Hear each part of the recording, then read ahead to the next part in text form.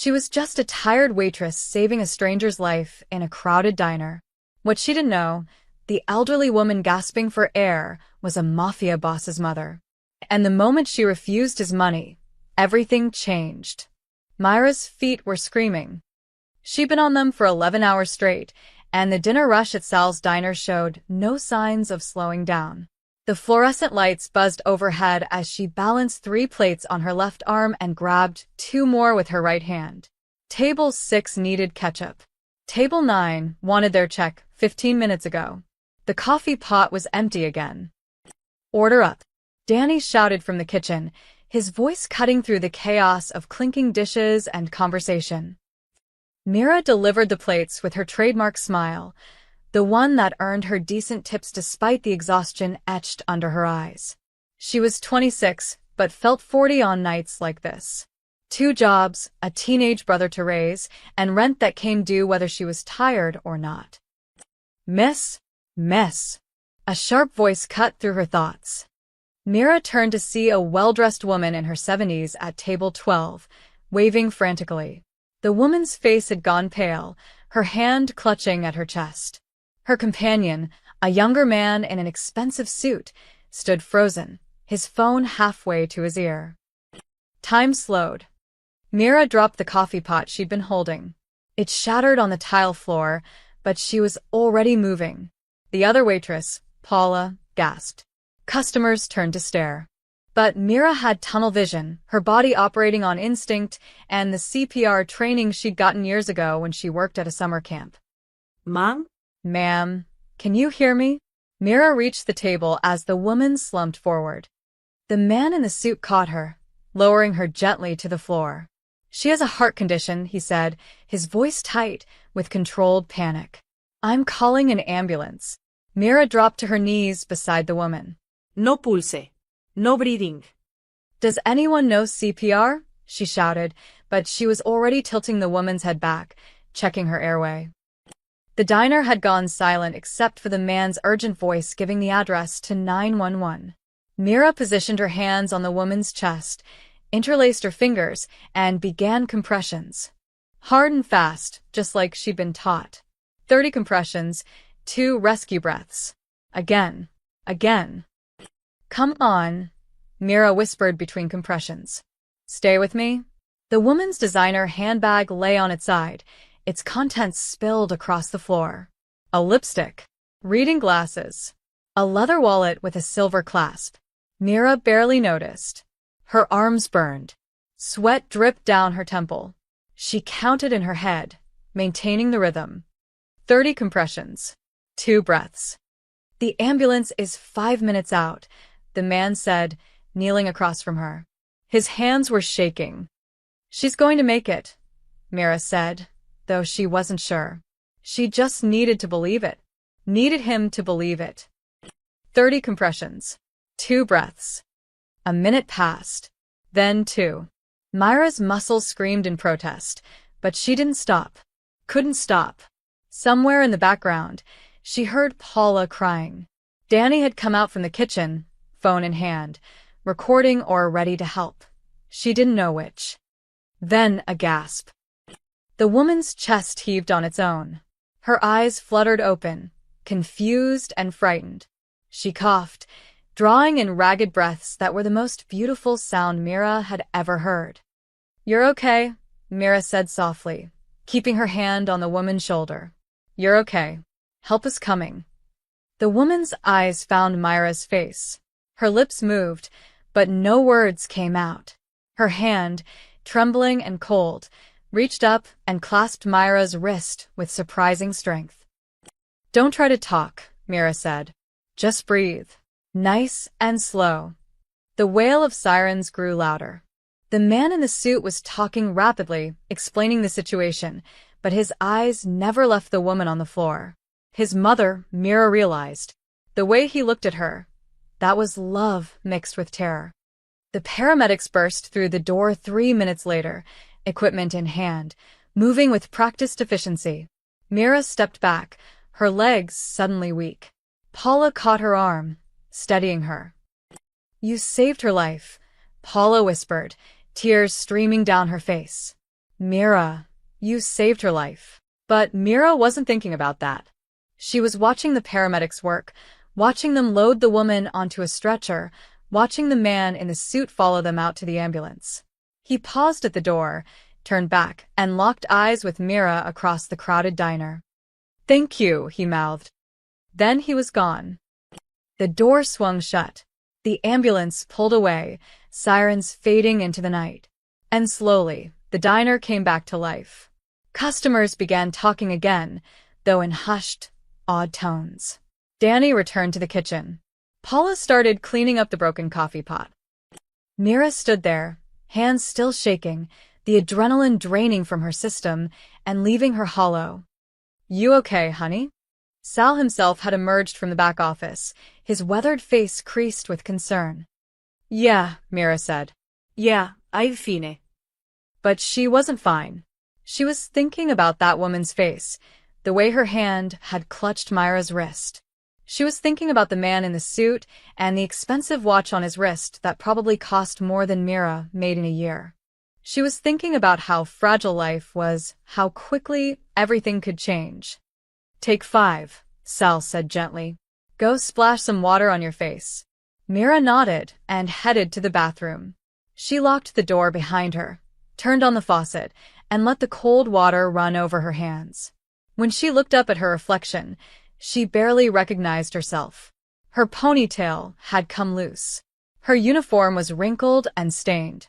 Her eyes were wide, still processing what had just happened. A life. She'd saved a life. She dried her hands on a paper towel and straightened her shoulders. She still had 4 hours left on her shift, and rent was due in 3 days.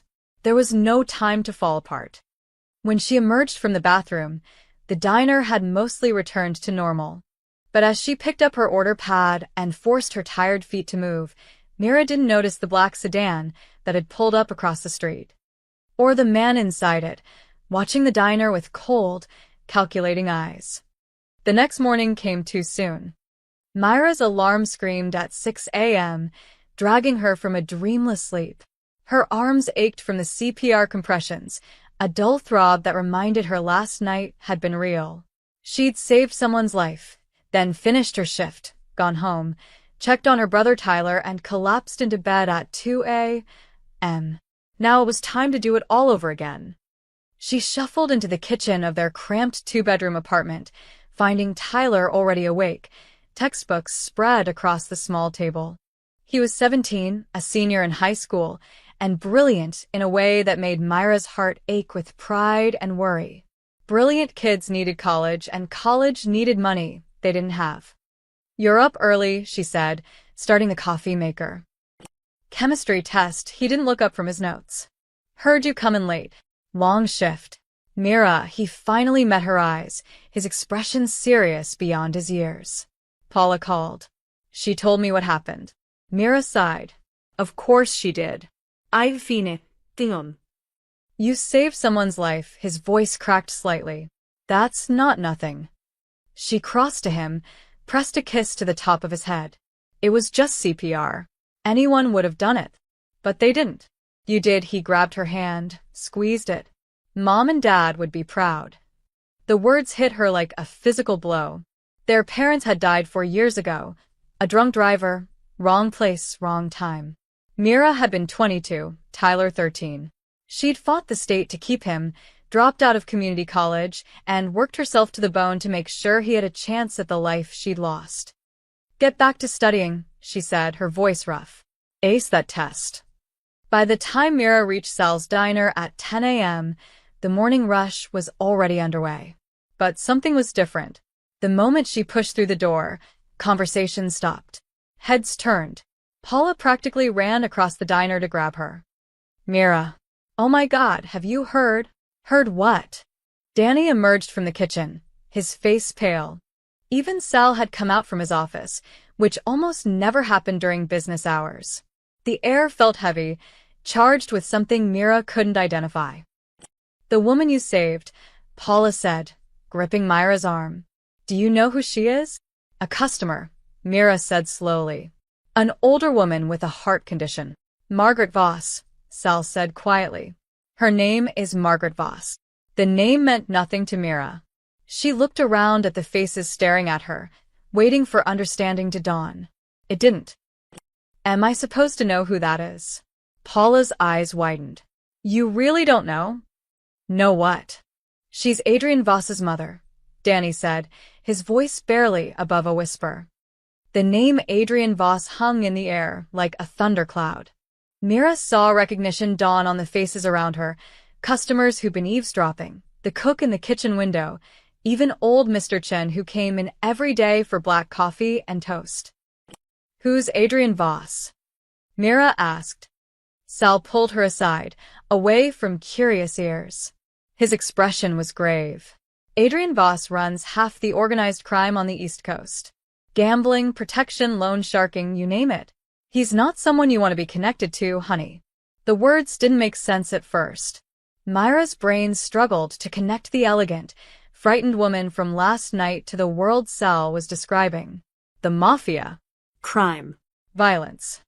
That man with her, Mira said slowly. In the expensive suit. That was probably one of his associates. Paula chimed in, having followed them. Adrian doesn't go anywhere without security. His mother's the only soft spot he has. Everyone knows that. Myra's legs felt weak. She pulled out a chair and sat down heavily. I just did CPR. I didn't know. Of course you didn't, Sal said kindly. You did the right thing. You saved a woman's life. But Mira, listen to me carefully. These people, they're not like us. They have their own rules, their own way of doing things. What does that mean? It means they might come back, Danny said from across the room. To thank you. To pay you off. To make sure you don't talk to anyone about what happened.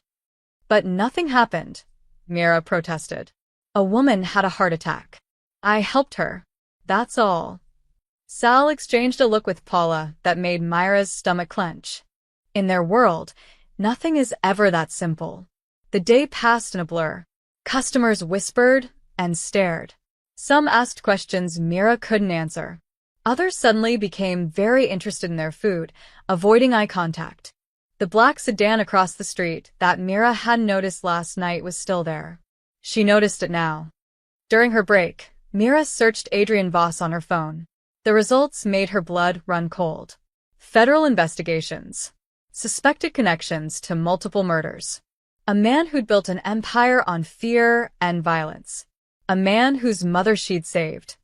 She thought about Margaret Voss's hand clutching her wrist, the gratitude in those fading eyes. She thought about the man in the suit, the way he'd looked at his mother with such desperate love. Monsters didn't love their mothers, did they? But as the sun began to set and Myra's shift drew to a close, the black sedan across the street pulled away. And 3 blocks down, it was replaced by another one. Someone was watching, and Mira had a sinking feeling that her life, as she knew it, was about to change forever. The black cars arrived at exactly 2 p.m. the next day. Mira was refilling salt shakers when she heard the engine's low, expensive purrs that didn't belong in this neighborhood. Through the diner's front window, she watched 3 black SUVs pull up to the curb in perfect formation. Her hands froze mid-pour. Oh God, Paula whispered from behind the counter. He's here. The diner went silent. Forks stopped halfway to mouths. Coffee cups paused at lips. Even the jukebox seemed to sense the moment, the current song ending with no one moving to select another. The door opened. He entered alone, but his presence filled the entire space. Adrian Voss was tall, maybe 6'2", with dark hair graying at the temples and eyes that looked like they'd seen things Mira couldn't imagine. He wore a charcoal suit that probably cost more than 3 months of her rent, and he moved with the quiet confidence of a man who'd never been told no. Every instinct to Mira had screamed at her to look away, to pretend she was invisible. But she couldn't. She stood there, salt shaker in hand, as those cold eyes swept the room and landed on her. He didn't smile, didn't threaten. He simply looked at her with an intensity that made her feel transparent. Who saved my mother? His voice was deep, controlled, terrifyingly calm. The silence stretched. Mira felt every eye in the diner turn toward her. Her heart hammered against her ribs. She wanted to hide, to run, to be anywhere but here. Instead, she set down the salt shaker with a hand that trembled only slightly. I did. Her voice came out steadier than she felt. Adrian Voss crossed the diner in 4 long strides. Up close, she could see the faint scar above his left eyebrow, the shadows under his eyes that spoke of sleepless nights, the tension in his jaw. This was a man who carried violence in his bones, but right now he just looked tired. "What's your name?" Mira. "Mira Chun." He studied her face like he was memorizing it. "My mother is alive because of you. I just did what anyone would do." "No," the word was sharp, final. "Most people freeze. Most people wait for someone else to act. You didn't." He reached into his jacket. Mira flinched. She couldn't help it. But he only pulled out an envelope, thick and white. He placed it on the counter between them. $50,000, he said quietly. "It's not enough, but it's a start." The number didn't feel real. Mira stared at the envelope like it might bite her. $52,000. She could pay off their debts. Tyler's college. A new apartment. Everything.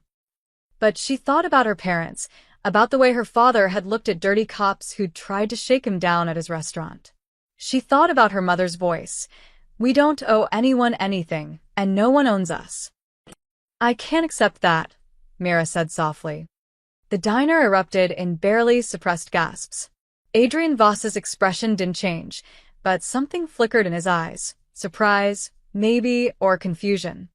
"Why not?" "Because I didn't save your mother for money." Mira met his gaze, forcing herself not to look away. "I saved her because she needed help. That's all. Everyone wants something. I want to go back to work." She picked up her salt shaker again, her hands steadier now. "And I want you to know that your mother seemed like a lovely person. I'm glad she's okay." For a long moment, Adrian Voss didn't move. He stood there, this man who commanded fear from everyone he met, looking at a tired waitress in a stained uniform who'd just turned down more money than she'd see in 2 years. Finally, he picked up the envelope and slid it back into his jacket. "You're not afraid of me," he said. It wasn't a question. "I'm terrified of you," Mira admitted honestly. "But I still can't take your money. It wouldn't be right." Something almost like respect crossed his face. He pulled a business card from his pocket, heavy cardstock, embossed lettering, and placed it where the envelope had been. "If you ever need anything at all," he paused. "My mother asked about you. She wants to thank you herself." "That's not necessary." "It is to her." His voice softened slightly. "She's a stubborn woman." Despite everything, Mira almost smiled. "She sounds nice." Adrian Voss nodded once, a sharp movement. Then he turned and walked back toward the door. His hand was on the handle when he paused and looked back. "Miss Chen?" "Yes. You have a brother. Tyler. Senior at Lincoln High." It wasn't a question. He knew. Of course he knew. He's a smart kid. Grades good enough for any college he wants. Myra's blood ran cold. The implied threat, or was it a promise, hung in the air. But Adrian Voss's next words surprised her.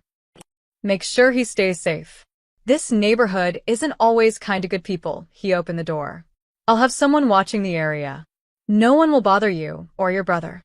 Then he was gone, climbing into the middle SUV. The vehicles pulled away in the same perfect formation they'd arrived in, leaving only the faint smell of expensive cologne and the business card on the counter. Mira picked it up with shaking hands. No name, no title. Just a phone number in raised black letters. "Girl," Paula breathed, appearing at her elbow. "Do you have any idea what just happened?" Mira stared at the card. "I think I just met the devil." "The devil," Paula corrected, "just offered you protection." And that, Mira realized, might be even more dangerous than his anger. 3 days passed, and Mira couldn't shake the feeling of being watched. Not in a threatening way, that was the strange part. She'd catch glimpses of unfamiliar cars on her street, always different ones, always parked with a clear view of her apartment building. When she walked Tyler to school, She'd notice a man in a coffee shop who seemed to be reading the same page of his newspaper for 20 minutes. At the grocery store, a woman in sunglasses browsed the same aisle Mira did, never putting anything in her cart. Protection, Adrian Voss had called it. It felt more like living in a fishbowl. Tyler had noticed too. That guy's been following us for 2 blocks, he muttered one morning as they walked to the bus stop. I know, Mira said quietly. Just ignore him. Ignore him? Mira, what's going on? Paula said some mob boss came to the diner. Is this about that woman you saved? She tried to keep it from him, but of course the neighborhood talked. Everyone at Sal's diner had a cousin who had a friend who knew someone, and within 48 hours, half the block knew that Mira Chun had saved Margaret Voss and lived to tell about it. It's nothing, she lied. He was just grateful. That's all. Then why are we being followed? We're not, she stopped. Tyler was too smart for lies. He's just being cautious, making sure no one gives us trouble because of what happened. Tyler's face went pale. Are we in danger? No, Mira said firmly, pulling him close. No, baby. I promise. It's just complicated. But she wasn't sure that was true. At night, she'd lie awake thinking about Adrian Voss's words. Everyone wants something. He'd been so certain, so confused when she'd turned down his money. Like she'd broken some fundamental rule of his world. The business card sat in her nightstand drawer. She'd pick it up sometimes, run her thumb over the embossed numbers, and wonder what would happen if she called. What would she even say? Thank you for the invisible bodyguards, but they're freaking out my teenage brother. On the 4th day, everything changed. Mira was working the lunch shift when Sal called her into his office. His face was serious, uncomfortable in a way that made her stomach drop. Mira, honey, sit down. What's wrong? Did I do something? No. Nothing like that, he rubbed his face tiredly. I got a visit this morning. Before you came in. She didn't need to ask from whom. Mr. Voss. One of his people. Very polite, very professional. Sal's laugh was bitter. Told me that if I ever needed anything, permits, inspections, supplier problems, I should call this number. He slid a card across the desk. Same design as Myra's. Different number. I don't understand. He's showing respect, Sal explained. In his world, you saved his mother's life. That creates a debt. And since you won't let him pay you directly, he's going to take care of the people around you whether you like it or not. Myra's hands clenched in her lap. I don't want this. I know. But it's not really about what you want anymore. Sal's eyes were kind but sad. These people, they operate on loyalty and obligation. You did something good, something pure, and now you're tangled up in their world. The best thing you can do is just let it be. Let it be? Sal, I have a brother to think about. I can't have the Mafia deciding they own me. They don't own you. That's not what this is, he leaned forward. Mira, I've lived in this city a long time. I've seen what happens when the Voss family feels disrespected. But I've also seen what happens to people they choose to protect. Nothing bad touches them. Ever. The words should have been comforting. Instead, they felt like a cage closing in. That evening, as Mira walked home through the early autumn dusk, her phone rang. Unknown number. Her thumb hovered over the decline button, but something made her answer. Miss Jen. The voice was female, older, warm with a slight tremor. This is Margaret Voss. Mira stopped dead in the middle of the sidewalk. People flowed around her like water around a stone. Mrs. Voss, how are you feeling? Better, thanks to you. There was genuine emotion in her voice. I've been trying to reach you through my son, but he tells me you're a stubborn young woman. Despite everything, Mira smiled. He's one to talk. Margaret laughed, a sound like wind chimes, light and unexpected. Yes, well, stubbornness runs in our family. Miss Chun, I know you refused Adrian's money. That speaks to your character. But would you refuse an old woman's request to meet you? No obligations, no gifts. Just tea and conversation. I'd very much like to thank you properly. Mira should have said no. Should have drawn a line right there, kept her distance, protected herself and Tyler from this world. But there was something in Margaret's voice, a loneliness, maybe, or a genuine warmth, that made her hesitate. "I work double shifts most days," Mira said slowly. "What's your next day off?" "Sunday." "Perfect. I'll send a car at 2 o'clock.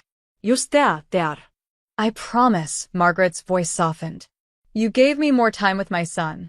The least I can do is give you a proper thank you." The line went dead before Mira could protest. She stood there, phone in hand, watching her shadow stretch long across the pavement. The man who'd been following her at a discreet distance, today's version was in a gray jacket, pretended to check his own phone. Mira thought about her mother's words, "We don't owe anyone anything." But maybe, she thought, some debts were worth paying. The car arrived at exactly 2 o'clock on Sunday. Mira had spent the morning arguing with Tyler, who'd insisted that meeting Margaret Voss was a terrible idea. He'd found articles online, old news stories about Adrian Voss, federal investigations, rumors of violence. None of it had ever stuck, but the pattern was clear. "This is how it starts," Tyler had said, pacing their small living room. "First it's just tea. Then it's favors. Then we're in so deep we can't get out." "It's just tea with an old woman," Mira had replied, but even she didn't fully believe it. Now, as she climbed into the Blacktown car, she wondered if Tyler was right. The driver was polite, professional, and completely silent. Classical music played softly through the speakers. The seats were leather, probably worth more than everything in her apartment combined. They drove for 40 minutes, leaving the city behind and winding through neighborhoods that got progressively nicer. Bigger houses, wider lawns, trees that looked like they'd been there for centuries. Finally, they turned through iron gates that opened automatically, following a private drive to a house that took Myra's breath away. It wasn't a mansion, not quite, but it was beautiful in an understated way, all stone and windows with ivy climbing the walls. Gardens surrounded it, still blooming despite the late season. A fountain tinkled somewhere nearby. The driver opened her door. "Mrs. Voss is in the conservatory, miss." Through the house and to the left. Myra's sneakers felt wrong on the marble entryway. Everything here was elegant, expensive, carefully chosen. She passed rooms full of antique furniture, walls lined with paintings that might have been originals. But there were personal touches too. Framed photographs, a child's drawing hung with pride, fresh flowers in every room. The conservatory was all glass and light, filled with plants and comfortable chairs. And there, in a wingback chair with a blanket across her lap, was Margaret Voss. She looked smaller than Mira remembered, more fragile. But her eyes were sharp and warm when she smiled. "Mira," she said, extending a hand. Come, sit. "You're even lovelier than Adrian described." Mira took her hand, soft skin but a firm grip. "Thank you for inviting me, Mrs. Voss." "Margaret, please." "Mrs. Voss makes me feel ancient." She gestured to the chair across from her. "There." A woman Mira hadn't noticed, housekeeper, maybe, poured from a delicate pot. Real china, not mugs. The tea smelled like jasmine and honey. "I won't keep you long," Margaret said once they were alone. "I know you work hard. Multiple jobs, isn't it?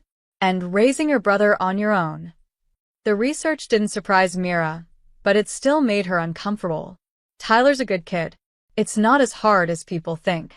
Nonsense. "It's exactly as hard as people think, probably harder." Margaret's eyes were knowing. "I raised Adrian alone after his father died. I know what it cost." Mira sipped her tea, unsure what to say. This woman had saved her life, in a way, given her son whatever humanity he had left. But she'd also raised the most feared man on the East Coast. "You're wondering about me," Margaret said gently. "About how a woman like me has a son like Adrian. I didn't mean." "It's all right. I wonder sometimes too." Margaret gazed out at the garden. "His father was in the business. I tried to keep Adrian away from it, sent him to good schools, hoped he'd choose differently. But after his father was killed, Adrian felt he had to step up. Protect me." "Protect what was ours." She looked back at Mira. "He's not a good man by most standards." but he's a good son. He seems to care about you very much, Mira said carefully. He does. And that's why your kindness matters so much. You didn't know who I was. You didn't calculate odds or weigh consequences.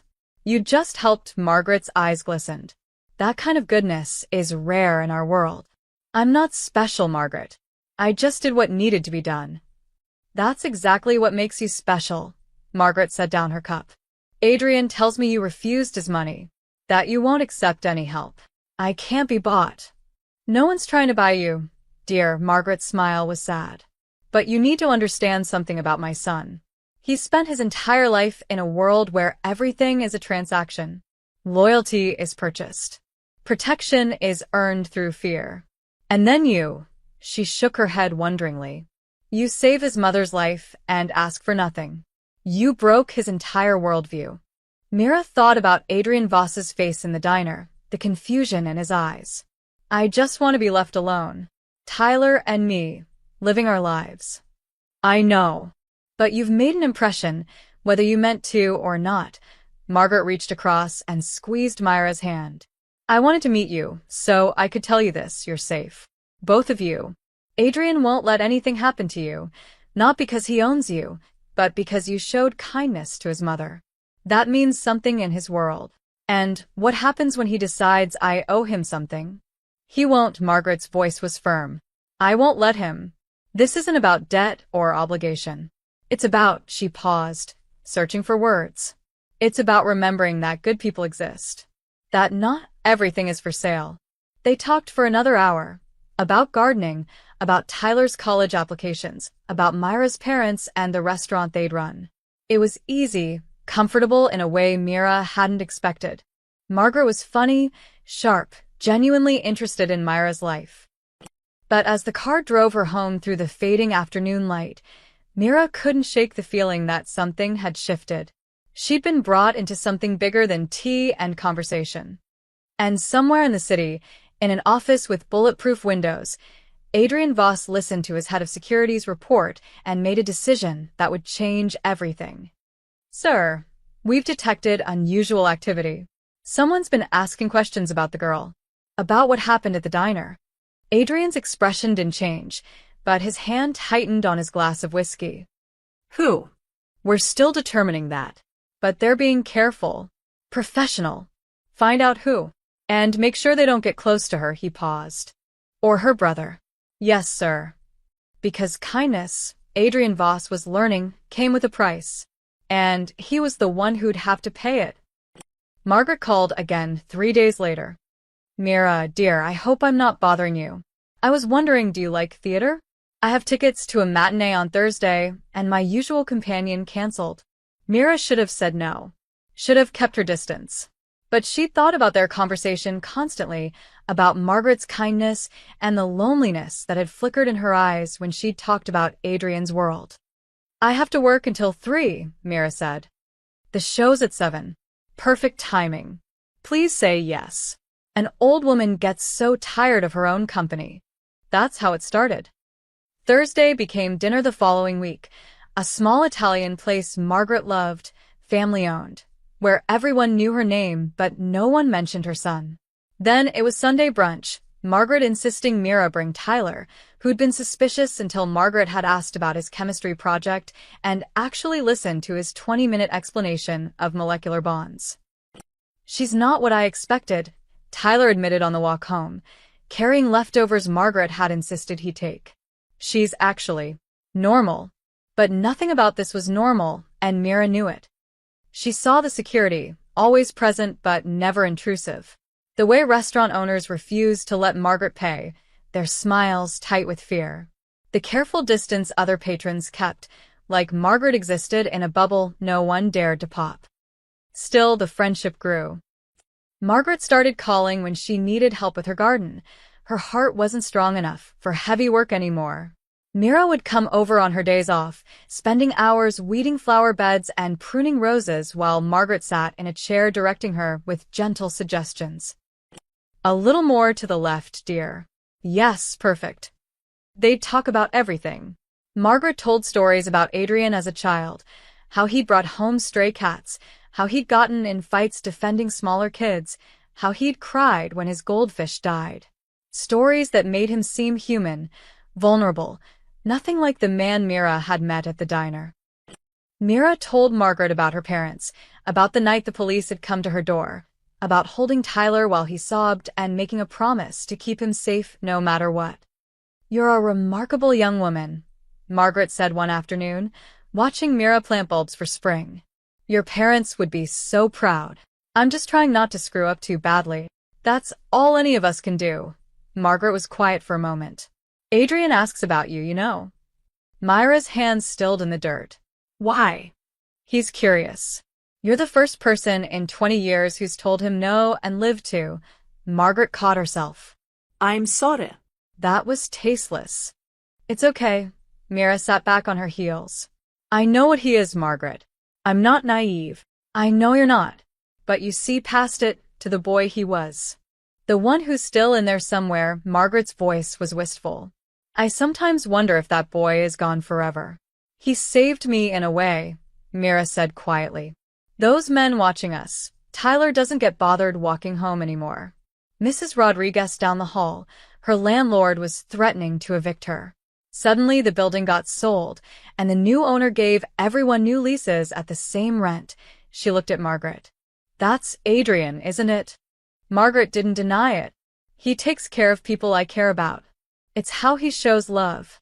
By fixing their problems before they ask. By making sure they're safe." Margaret reached over and touched Myra's dirt-stained hand. "He doesn't know how to do it any other way."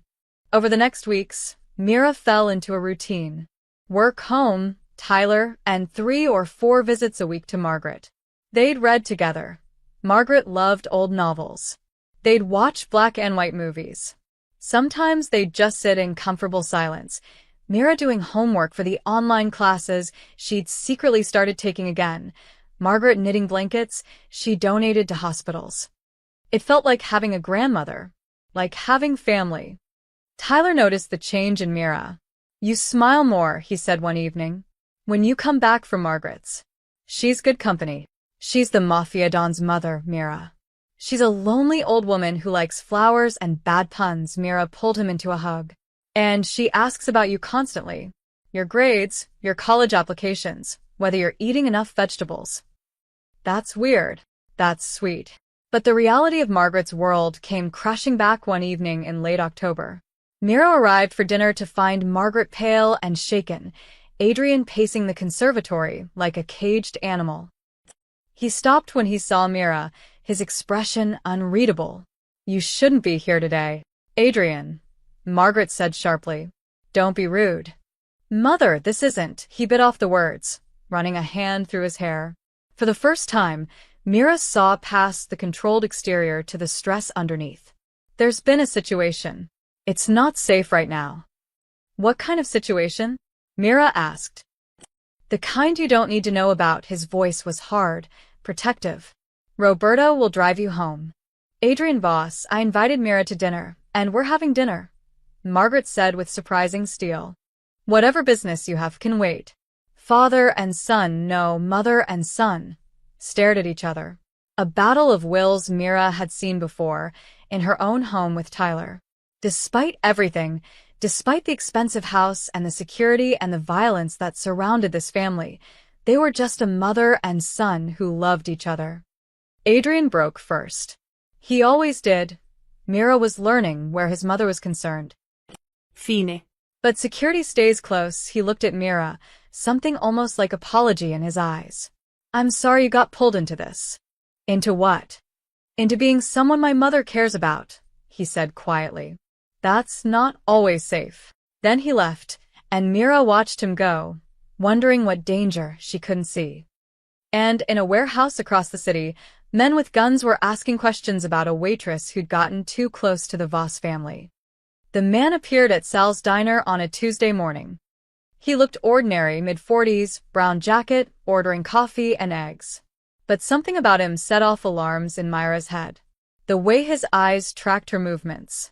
The way he smiled when she brought his order, too friendly, too calculating. "You're Mira-chan, right?" he asked as she refilled his coffee. Every instinct screamed danger. Do I know you? Not yet. But I know you. He stirred sugar into his coffee slowly. You're the girl who saved Margaret Voss. Myra's hand tightened on the coffee pot. Across the diner, she caught Danny's eye. He'd noticed something was wrong. I helped a customer who had a medical emergency, she said carefully. That's all. That's all, he repeated amused. You're modest. I like that. Tell me, how's your friendship with Mrs. Voss going? Must be nice spending time in that beautiful house. Meeting interesting people. I need to get back to work. His hand shot out, gripping her wrist. Not hard enough to hurt, but firm enough to stop her. I'm just making conversation. No need to be rude. Let go of her. Danny had appeared, spatula in hand like a weapon. He was 23 and rail-thin, but his voice didn't waver. The man released Myra's wrist, hands up in mock surrender. Easy, friend. Just talking, he stood, threw a 20 on the table. Thanks for the coffee, Myra. I'm sure we'll see each other again. He left. Myra's hands were shaking so hard, she nearly dropped the coffee pot. You okay? Danny asked. I need to call someone. She pulled the business card from her pocket, the one Adrian had given her weeks ago, the one she'd sworn she'd never use. Her fingers trembled as she dialed. He answered on the first ring. Miss Jen. Someone just approached me at the diner, asking about your mother, about me. A pause. Then, describe him. She did every detail she could remember. She heard Adrian speaking to someone else, rapid-fire instructions she couldn't make out. Are you still at work? Yes. Stay inside. Don't leave the building. Someone will be there in 10 minutes. Adrian, what's happening? His voice was ice. Someone's interested in my mother's connection to you. That makes you a target, he paused. I should have seen this coming. I'm sorry. The line went dead. The next 10 minutes crawled by. Myra served customers on autopilot, her mind racing. Danny stayed close, watching the door. Paula had called Sal, who'd emerged from his office, looking grim. We're closing early today, Sal announced to the confused customers. Family emergency. The black SUV arrived exactly when Adrian had promised. But it wasn't one of his security team who entered. It was Adrian himself, followed by two men in dark suits who immediately positioned themselves by the windows. Miss Chun, his voice was professional, but his eyes were concerned. We need to talk. Privately. Sal led them to his office. Adrian waited until the door closed before speaking. The Castellano family. Their rivals have been trying to move into my territory for years. They learned about you through their own surveillance. He pulled out his phone, showed her a photo. Is this the man? It was him. The same cold smile. Yes. Adrian's jaw tightened. His name is Frank Moretti. He's Castellano's information gatherer. If he approached you directly, they're planning something. Planning what? But even as she asked, Myra knew. Her stomach turned to ice. They think you're leverage, Adrian said quietly. A way to get to my mother. To get to me. But I'm nobody. You saved my mother's life. You visit her multiple times a week. She talks about you constantly, something almost like pain crossed his face. In their eyes, that makes you family. And family can be used. The room spun. Myra gripped the edge of Sal's desk. Tyler. Oh God, Tyler. Your brother is safe. I had him picked up from school 15 minutes ago. He's at my mother's house with 4 security guards. You took my brother? Myra's voice rose. You had no right. I had every right. Adrian's control cracked. These people don't play games, Miss Chin. They don't send warnings. If Moretti knows about you, he knows about Tyler. And if I hadn't moved first, your brother would already be gone. The words hit like physical blows. Myra's knees went weak. Sal caught her arm, eased her into a chair. This is my fault, she whispered. I should have stayed away. I should have. This is not your fault. Adrian crouched in front of her, forcing her to meet his eyes. You were kind to an old woman. That's all. The fact that men like Castellano exist, that they prey on kindness, that's on us. On our world. Not on you. What do I do? Adrian stood, his expression hardening into something dangerous. You let me handle this. You and Tyler stay somewhere safe until this is resolved. Resolved how? He didn't answer, which was answer enough. No, Mira stood up. No. I don't want anyone hurt because of me. There has to be another way. There isn't. His voice was final. I've lived in this world my entire life, Miss Chen. I know how it works. The Castellanos made a move. Now I respond. That's the only language they understand. Then I'll talk to them. I'll tell them I'm nothing to your family. They won't believe you. And even if they did, it's too late. They've already made you a piece on the board. Adrian moved toward the door. Roberta will take you to the house. Stay with my mother. Stay with Tyler. And let me do what I do. Which is what? He looked back at her, and for the first time, Mira saw the man everyone feared. Whatever it takes to keep you safe. Margaret's house felt like a prison, even though the bars were invisible. Tyler was furious. He'd been pulled out of school by strangers, driven to a mansion, and told he couldn't leave. Now he paced the conservatory like a trapped animal while Mira tried to explain. They're trying to protect us, she said for the third time. By kidnapping us? By making us prisoners. Tyler's voice cracked with anger and fear. This is insane, Mira. This whole thing is insane. I told you getting involved with these people was a mistake. I didn't get involved. I saved a woman's life. And now we're caught in a mob war. He stopped pacing, his eyes red. What happens to us? What happens when they decide we're too much trouble? Margaret appeared in the doorway, leaning on her cane. Tyler, dear, no one is going to hurt you. You have my word. With all due respect, Mrs. Voss, your word doesn't mean much when people are trying to use us as bait. Margaret flinched, but she didn't argue. Instead, she crossed to Tyler and took his hand. You're right. This is my world's fault. My son's fault. My fault for being someone that made you a target. Her voice was thick with emotion. I'm so sorry. Tyler's anger deflated. He was 17, trying to be tough, but he was still a kid who'd lost his parents and now faced dangers he didn't understand. I just want my sister safe. So do I, Margaret said softly. So does Adrian. That's why he's doing what he's doing. Which is what, exactly? Mira asked. No one had told her anything since they'd arrived 3 hours ago. Margaret hesitated. Adrian is negotiating. Negotiating, the word felt wrong. What does that mean in his world? Before Margaret could answer, the sound of cars on gravel drew their attention. Through the window, Mira watched 4 SUVs pull up. Men emerged, Adrian's security team, tense and alert. And then Adrian himself, still in his suit but with his tie loosened, looking exhausted. He entered through the side door, spotting them immediately. Mother. Miss Chen. Tyler, he nodded to each in turn. We need to talk. They gathered in Margaret's sitting room. Mira and Tyler on the sofa, Margaret in her chair, Adrian standing by the fireplace like he couldn't bear to sit still. The Castellanos want a meeting, he said without preamble.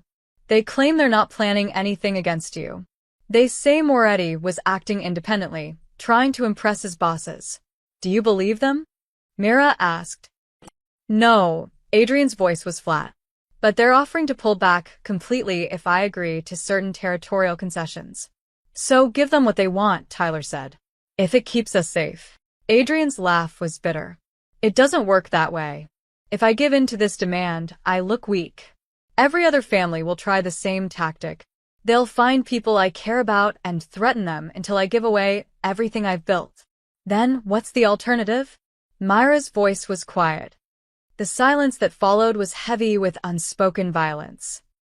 No, Margaret said firmly. Adrian, no. There has to be another way. There isn't. Adrian met his mother's eyes. They made a move against someone under my protection.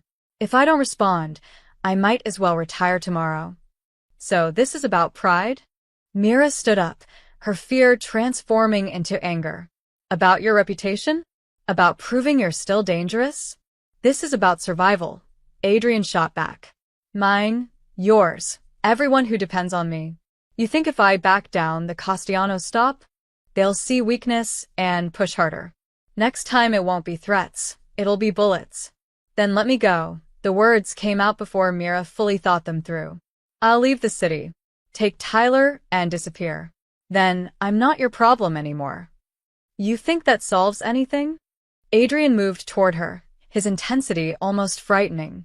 You think they'll just forget about you? You're connected to my mother now. That doesn't go away because you run.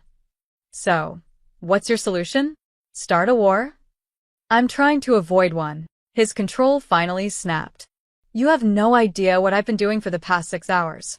The calls I've made, the deals I've negotiated, trying to find a way out of this that doesn't end in blood.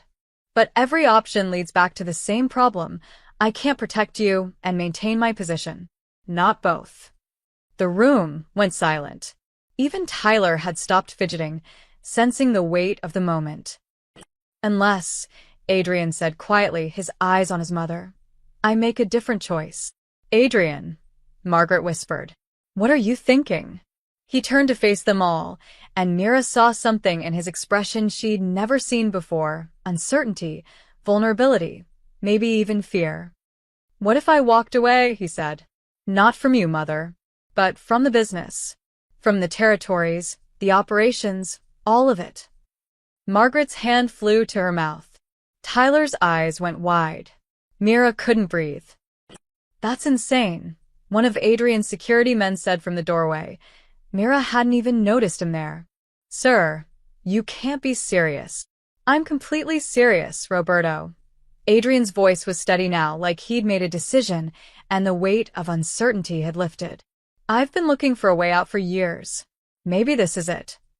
They'll never let you go, Roberto insisted. The other family's your own people. Then I'll make it worth their while. Adrian looked at Mira. You asked what I do next. I'm going to do something I should have done years ago. I'm going to choose something other than this life. For us. Myra's voice broke. You'd give up everything for people you barely know? For my mother, Adrian corrected gently. Because she cares about you. And because he paused. Because you reminded me that there's another way to live. That kindness exists. That not everything has to be taken by force. Margaret was crying silently. Tyler looked stunned. And Mira felt the full weight of what was happening. A man was willing to dismantle his empire because she'd saved his mother's life. How? She whispered. Adrian smiled, the first real smile she'd ever seen from him. Very carefully. The next 2 weeks were the strangest of Myra's life. She and Tyler stayed at Margaret's house, not as prisoners, but as guests while Adrian orchestrated what he called the transition. Mira watched from the sidelines as a criminal empire was methodically taken apart, piece by piece. It started with meetings. Men in expensive suits arrived at odd hours, sitting with Adrian in his study for conversations Mira wasn't privy to. But she'd see them leave, some angry, some confused, all wary. Adrian was calling in favors, making deals, transferring operations to other families in exchange for guarantees of safety. He's giving them what they've wanted for years, Roberto explained one evening. He'd become an unlikely ally, checking on Mira and Tyler daily. Territory in the port, control of certain gambling operations, connections in the unions. Things people have tried to take by force, he's just handing over. Why are they accepting it? Mira asked. Because Adrian's smart. He's not leaving a power vacuum. He's choosing his successors. And he's making sure anyone who tries to hurt you or Margaret after he's out will face a unified response from families that normally hate each other. It was brilliant and terrifying. Adrian was using his power to make himself powerless in a way that protected everyone he cared about. But not everyone was happy. Mira overheard one argument through the study door. A man's voice angry. You built this. Your father died for this. And you're throwing it away for what? A waitress and your mother's feelings? Adrian's response was cold. I'm throwing it away because I choose to. Because I'm tired. Because I want one chance to live without looking over my shoulder. They'll see it as weakness. Let them. I'm making sure that weakness doesn't hurt anyone else. Tyler struggled with it all. He'd spend hours in Margaret's library, trying to process the insanity they'd been pulled into. One night, he found Mira in the conservatory, staring out at the garden. "Is he really doing this because of you?" Tyler asked quietly. "Because of us. Because of your sister's kindness." Margaret had appeared behind them, wrapped in a shawl. "But also because he's been looking for an excuse to leave for years. Mira just gave him a reason that makes sense in his world, protecting family." "But we're not his family," Tyler protested. "Aren't we?" Margaret's smile was sad. "Family isn't always blood, dear. Sometimes it's the people who show up, who care, who save your life in a diner without asking for anything in return." The breakthrough came on a Tuesday. Adrian called them all into his study: Mira, Tyler, Margaret, and Roberto. He looked exhausted but relieved, like a man who'd been carrying a boulder and finally set it down. "It's done," he said simply. "The Castellanos have agreed to the terms. They get 3 of my territories, and in exchange, they've guaranteed that neither Mira nor Tyler will be touched. Ever. By anyone." "How can you trust them?" Mira asked. "Because I made the deal too expensive to break. I've transferred ownership of the port operations to a neutral party, someone both families respect. If anything happens to you, that neutral party has instructions to burn the whole thing down. No one gets it." He leaned against his desk. "It's mutually assured destruction. Not elegant, but effective." "What about the rest of your business?" Margaret asked. "Parceled out to 5 different families.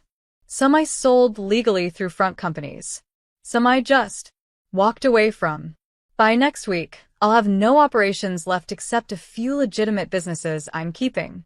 The room was silent, everyone processing what this meant. "What will you do?" Mira finally asked. Adrian looked at his mother. "I've always wanted to travel. See the places you used to tell me about when I was a kid. Maybe learn to do something normal. Something that doesn't involve violence or fear."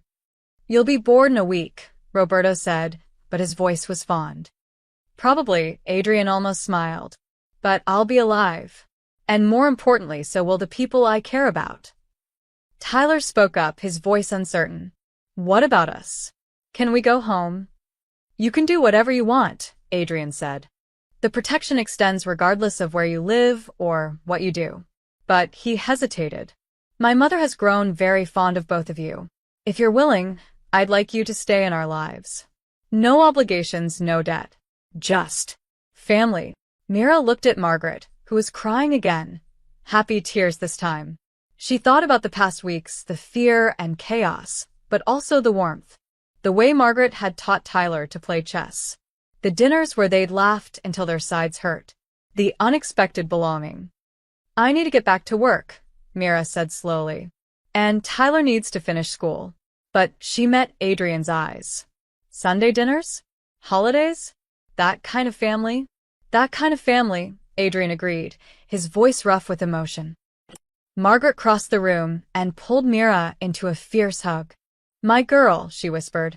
"My brave, kind girl." 3 days later, Mira and Tyler returned to their apartment. It felt smaller than she remembered, shabbier. But it was home.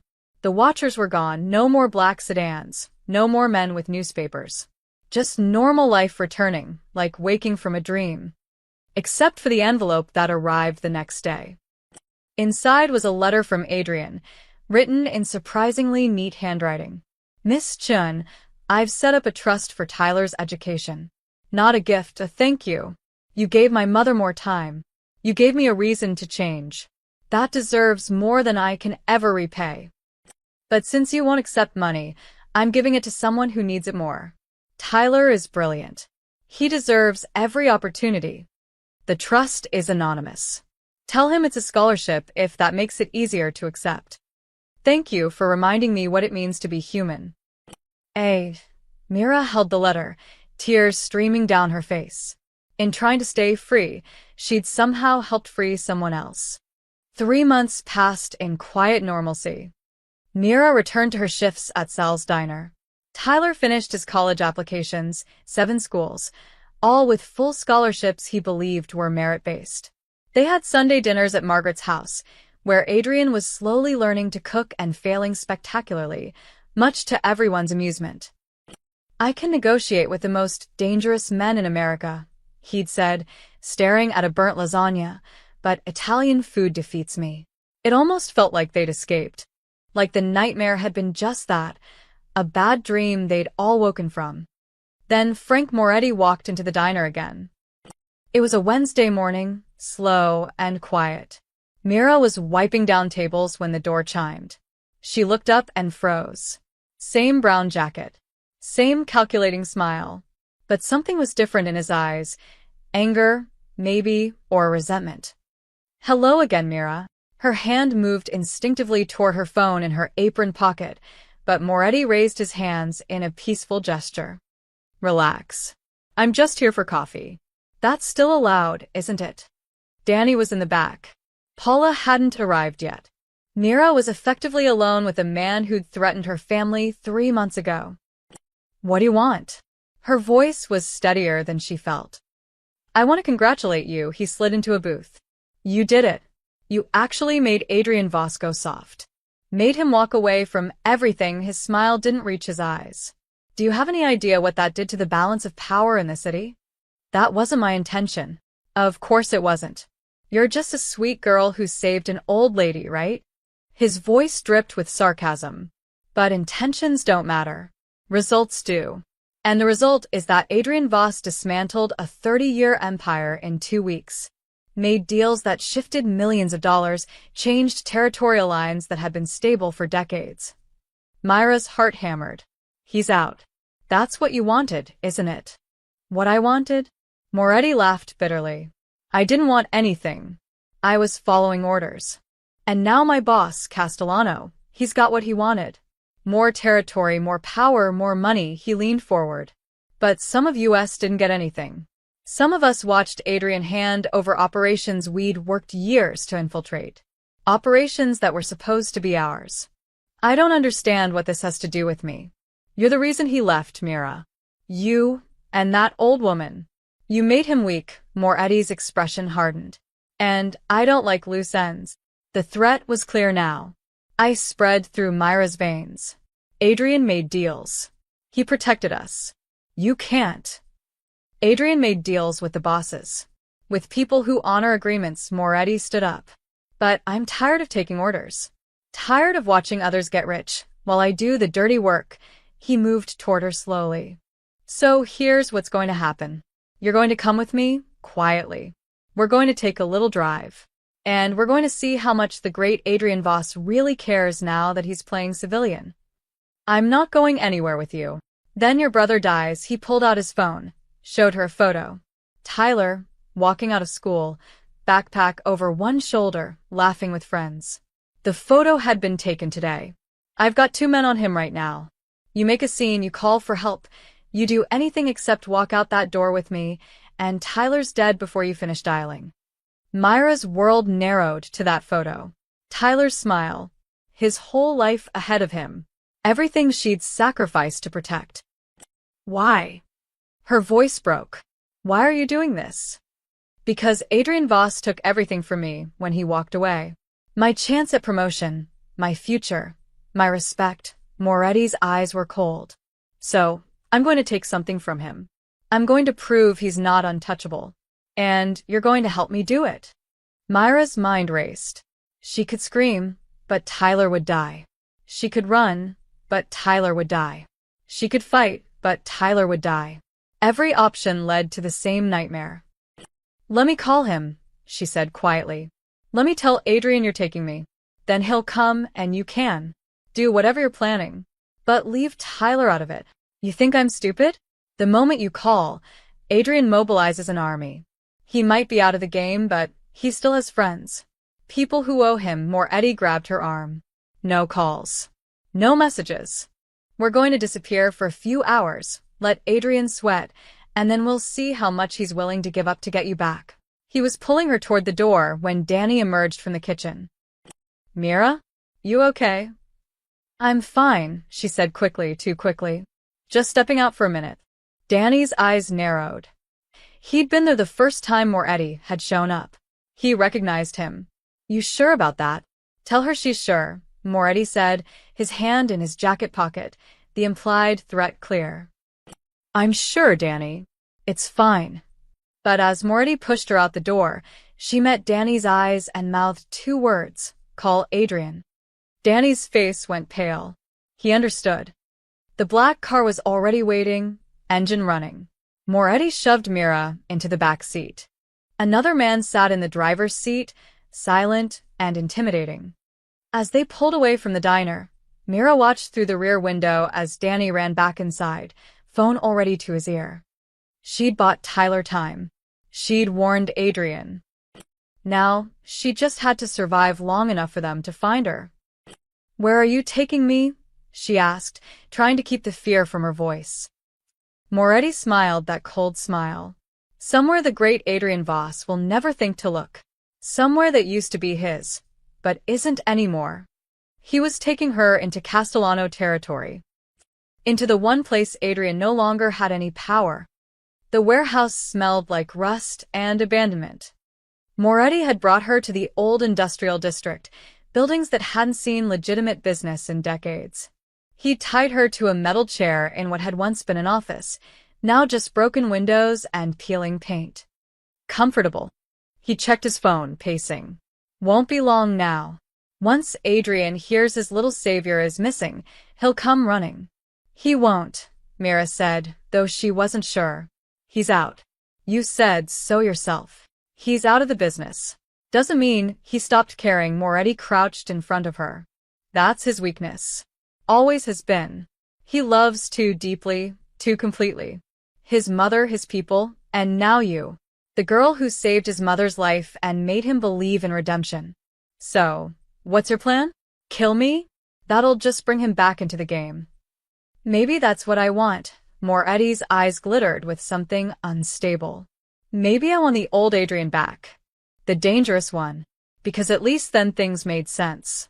At least then we knew where we stood. He was unraveling, Mira realized. This wasn't about money or power. It was about a man who'd lost his purpose when Adrian walked away. Her phone buzzed in Moretti's pocket. He'd taken it when they'd arrived. He pulled it out, read the screen, and smiled. 17 missed calls. Texts from Adrian, from Roberto, from Margaret. He showed her the latest message. Tell me what you want. Please don't hurt her. See? He does care. Then let me go. You've made your point. Not yet. Moretti typed something, sent it. Now we wait. Adrian stood in his mother's study, phone pressed to his ear, Roberto and 4 other men surrounding him. Danny had called 30 minutes ago. 30 minutes of Mira being gone, in danger, because Adrian had thought his deals were enough. I should have killed Moretti when I had the chance, he said quietly. You didn't because you're not that man anymore, Margaret said from her chair. She looked fragile but fierce. Don't become him again, Adrian. Not even for this.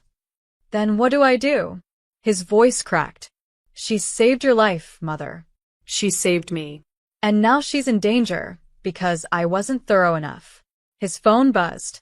A message from Myra's number, but not her words. Old Castellano Warehouse. District 9. Come alone or she dies. You have 1 hour. It's a trap, Roberto said immediately. He wants you there so he can prove something. Kill you, force you back in something. I don't care. Adrian was already moving toward the door.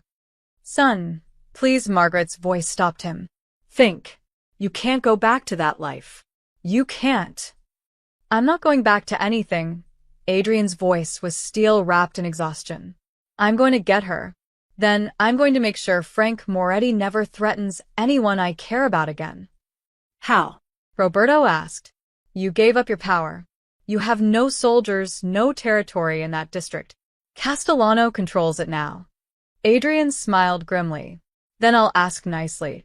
20 minutes later, Adrian walked through the doors of Castellano's social club, neutral ground, where business was discussed and violence was forbidden. Every head turned. Conversation stopped. The man who'd walked away from his empire had returned. Vincent Castellano himself emerged from the back room, a man in his 60s with silver hair and eyes like a shark. Adrian Voss. I didn't expect to see you here again. I need a favor. The room erupted in laughter. Adrian stood still, letting it wash over him. Castellano raised a hand for silence. You need a favor. From me. After you gave away half of what I wanted, destroyed the balance of power, and retired like some kind of saint, his smile was dangerous. Why would I help you? Because Frank Moretti has kidnapped Mira Chen. He's holding her in one of your warehouses in District 9". Adrian's voice didn't waver. And because we both know that wasn't authorized. Moretti's acting alone, probably planning to destabilize things even further. That's bad for both of us. Castellano's expression shifted. I don't know what you're talking about. Yes, you do. Or you will in about 30 seconds when your people tell you.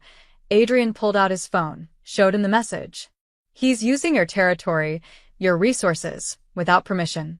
That's a problem for you, Vincent. Makes you look weak. Like you can't control your own men. The room had gone silent again. Everyone understood what was happening. Adrian was playing the game one last time, but playing it smart. Not with violence, but with logic. Castellano's jaw tightened. He pulled out his own phone, made a call. Listened. His face darkened. Moretti, he said into the phone, is currently unauthorized in Warehouse 7 with a civilian hostage. He looked at Adrian. No one told me. Then we have a common problem, Adrian said quietly. I'm asking you to solve it. Why would I? Because I'm offering you something in return. Adrian pulled an envelope from his jacket. Deeds to 3 properties I kept. Prime real estate in the financial district, worth about 15 million. Yours, free and clear, if you get Mira Chen out safely and make sure Frank Moretti never threatens anyone again. Castellano took the envelope, examined the documents. His eyebrows rose. You give me this? For a waitress? For family, Adrian corrected. Yes. The older man studied him for a long moment. Then he nodded slowly. You really are out, aren't it? You really walked away. I did. And you're not coming back. Never. Castellano made another call. Warehouse 7. Send everyone. Bring Moretti to me. And don't let the girl get hurt. He hung up, looked at Adrian. She'll be safe in 20 minutes. Thank you. Don't thank me. This is business, but Castellano's expression held something like respect. Though I'll say this, you surprised me, Voss. Most men in your position would have come in shooting. You came in negotiating.